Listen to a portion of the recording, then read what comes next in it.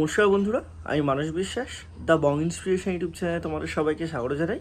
আশা করি তোমরা সবাই সুস্থ আছো এবং ভালো আছো। তাই সঠিকভাবে ক্লেম করার ফলে আজকে অনেকে কিন্তু ফার্দার ভেরিফিকেশনের পরে অ্যাপ্রুভ হয়ে তারা কিন্তু টাকা পেয়েছে।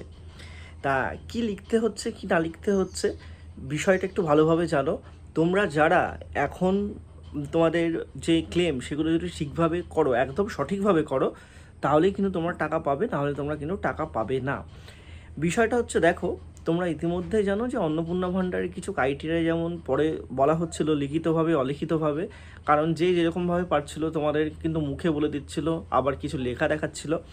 তা সেখানে একটা ক্রাইটেরিয়া তোমাদের কিন্তু ছিল যে কোনো মহিলা নিজে যদি ট্যাক্স পে না করে, 10,000 টাকার উপরে যদি সে ইনকাম না করে, তাহলে কিন্তু তারা অন্নপূর্ণা ভাণ্ডারের জন্য যোগ্য। তা তোমাদের যাদের 3টে পাক্কা রুম আরবান এরিয়া বা এইসবের জন্য গ্যাস আছে, তোমরা সেখানে কিন্তু ডাইরেক্ট ওখানে লিখে দিতে পারো। দুটো অপশান ওখানে আছে, একটা ভুল ফর্ম ফিল আপ করেছে ওটা, আর একটা ইনএলিজেবল। তাও ইনএলিজেবলে টিক করার পরে তখন তোমাকে রিমার্কসে ওখানে তোমাদের লিখতে হবে যে তোমরা 10,000 টাকা দিচ্ছে ইনকাম করো, বা তোমরা অনেকে ইনকাম করে না, তোমরা স্টুডেন্ট এবং তোমরা কোনো ট্যাক্স পে করো না, তোমরা অবশ্যই কিন্তু অন্নপূর্ণা ভাণ্ডারের জন্য টাকা পাওয়ার যোগ্য। এবং তোমাদের লেটেস্ট মার্কশিট বা তোমাদের আধার কার্ড দিলে তোমরা কিন্তু ক্লেম করলে ক্লেমের টাকাটা পাবে।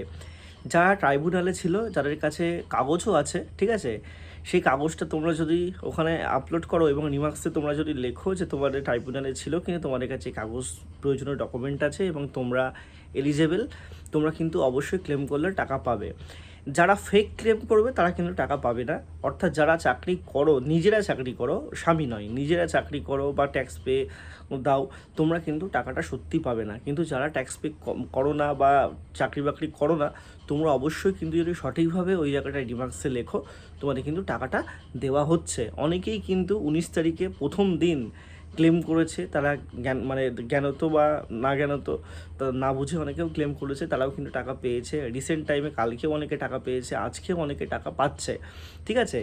যাদের সঠিকভাবে টাকা পেয়ে গেছে তারা কিন্তু 20 তারিখ পর্যন্তই পাচ্ছে, কিন্তু 20 তারিখের পরে যে টাকাগুলো ঢুকছে সেটা আন্ডার ইনকোয়ারি থেকে অ্যাপ্রুভ হয়ে যাওয়ার পর টাকা ঢুকছে, ফার্দার ভেরিফিকেশনের পর থেকে টাকা ঢুকছে। তারপর কিছু কিছু মানুষের দেখবে যে ফার্দার ভেরিফিকেশন বলে কোনো কিছু লেখাই নেই, সেখানেও তোমরা কিন্তু রিমার্কসে ওখানে লিখতে পারো যে তোমরা কিন্তু কোনো কাজ করো না, তোমরা ট্যাক্স পে দাও না, তোমরা কিন্তু অন্নপূর্ণা ভাণ্ডারের জন্য যোগ্য, ঠিক আছে, তোমাদের এসআইআর লিস্টে নাম বাদ দেয়, তোমরা কিন্তু টাকাটা পাবে। তাই এই প্রসেসেই তোমরা কিন্তু লেখো। চাইলে তোমরা পুরোপুরি বাংলায় লিখতে পারো, গুগল ট্রান্সলেটর দিয়ে সেটা ইংলিশে করে ফেলতে পারো, প্রয়োজনীয় ডকুমেন্ট তোমরা দাও, তোমরা অবশ্যই কিন্তু টাকাগুলো পাবে, ঠিক আছে। অনেকের কিন্তু রিজেক্টেড দেখিয়েছিল, আমার অনেকেই সাবস্ক্রাইবার আছে কিন্তু তারা ক্লেম করার পরে তাদের কিন্তু টাকা ঢুকেছে, ঠিক আছে, আজকেই অনেকের টাকা কিন্তু ঢুকেছে। তা তোমাদের টাকা কিন্তু দিতে থাকছে। প্রয়োজনে মুখ্যমন্ত্রী ঘোষণাও করেছেন, দেখবে যে 20 থেকে 30 লক্ষ তারা কিন্তু আরও দেবে, ঠিক আছে। এবং শ্রমিক ভট্টাচার্য মহাশয় তিনিও কিন্তু বলেছেন যে পুজোর আগে সবাই মোটামুটি যারা ক্লেম করবে তারা কিন্তু টাকা পাবে। তার স্বামী চাকরি করলে যে টাকা দেবে না এরকম কোনো ব্যাপার না, ঠিকভাবে লিখলে রিমার্কসে তারা কিন্তু টাকা পাচ্ছে। সবাই সুস্থ থেকো, ভালো থেকো। তোমাদের যদি আর কোনো কোয়ারিজ লাগে নিজে কমেন্ট বক্সে জানিও। ধন্যবাদ।